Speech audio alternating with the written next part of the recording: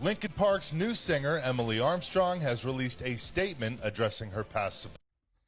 What's up, Emily? You grew up in Scientology just like me.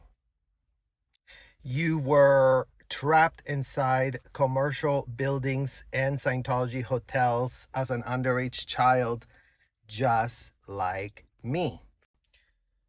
I know you from being in Scientology. I know you from when you first started singing with your band Dead Sarah. In fact, I went to some of your very first shows back in the day.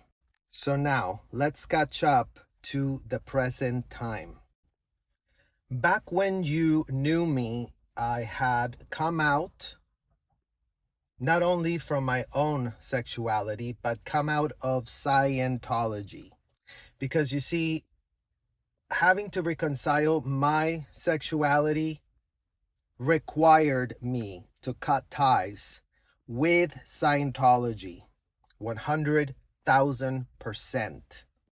We grew up being told inside of the Scientology hotels that we were degraded beings because we were LGBTQ children.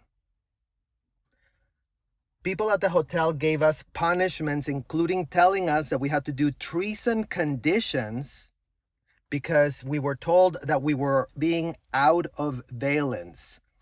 All these terms mean nothing to anyone that is not in Scientology. All these terms are extremely degrading and disgusting coercive language being utilized on underage kids that are LGBTQ identifying and get shoved in hotel rooms, yelled at, screamed at, told they're disgusting, told that they're degraded beings, told that they're out ethics, all manner of Scientology insults designed to keep a person subservient to adults that sign up to regurgitate the rhetoric of a convicted felon. L. Ron Hubbard, the founder of Scientology. So now that we have established those facts, let's talk about you, Emily, and your distancing language fake apology. What most people don't know about Emily Armstrong is who her mother is. Gail Armstrong has been the editor of the Freedom Magazine, a Scientology publication that spews propaganda that goes after its perceived enemies, so-called perceived enemies of Scientology, spewing government conspiracies.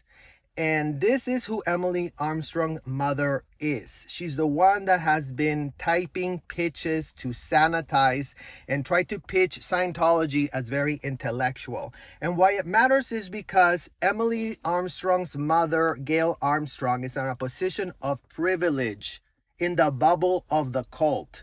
Because it's true what they say about cults, that people are very insulated, that people don't really have access to the outside world, but that's not the case with Emily's mother.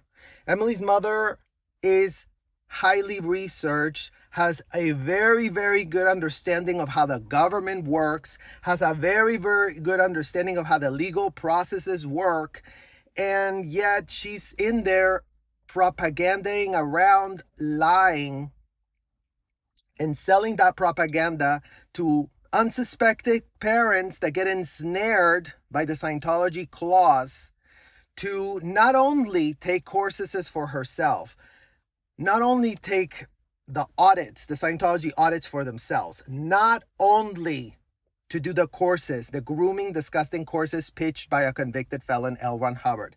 They subject their children to it.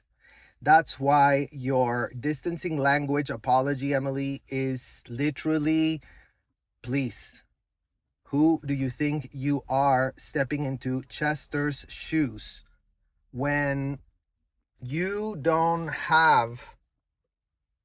leading a life of integrity? That's what victims of abuse related to Chester about. We know the man wasn't perfect. We know the man had unthinkable trauma responses that he was literally suffering. Trauma responses that a lot of us who also were abused, essayed as kids, inside of Scientology hotels, can truly relate to. And that's why we connected to his music. So please figure out a better apology. Start coming clean. Start being transparent and grow a spine and get some integrity going. Because if you're going to be singing the lyrics, they have to be sung by somebody that actually means what they are actually singing about. And you had a horrible childhood thanks to your mother. And you were, by all accounts, in the context of your childhood, abused in horrific ways. So it is time for you to denounce that. It is time to you to actually come to present time, really acknowledge the moment of where you are today, because today you are a grown woman. When we were kids back at the hotel, we were all being told that we were adults in small bodies. That was a fake pitch. That doesn't mean anything. Today, you are an adult in an adult body with plenty of resources, with plenty of people on the outside that can tell it to you like it is, that can actually give you a severe reality adjustment, which is what you need, Emily. You need a severe reality adjustment to really understand what are you supporting. From all these Linkin Park checks that you're going to be getting into your bank account, what does those checks do to fund what goes on in those hotels? Because we need to expand your level of awareness of what you have to apologize and what you have to change in order to fill those shoes. So, yeah. Grow up in Scientology and be treated as an adult, as a child. By all means, start speaking on that, given the fact that all the abuses that we suffered as kids is what other children are suffering with right now. So go check out my YouTube channel. I speak about it in length. I contextualize what is going on, and we're raising awareness because no more kids should be exposed to Scientology. It's that simple. Kids deserve and are owed advocates. Kids deserve and are owed adults that will really think about what it means to be in those children's shoes, so they can start really repudiating what the audits in Scientology do, what the ethics in Scientology does, and what the disgusting grooming courses that normalize all of the abuse that happened to us as kids actually do. And we need those adults to start stepping in for kids, and we need people like that helping us raise awareness so no more kids end up getting abused, trafficked, and manipulated inside of the Scientology hotels and commercial buildings, of which Emily Armstrong is a paid member today as an adult.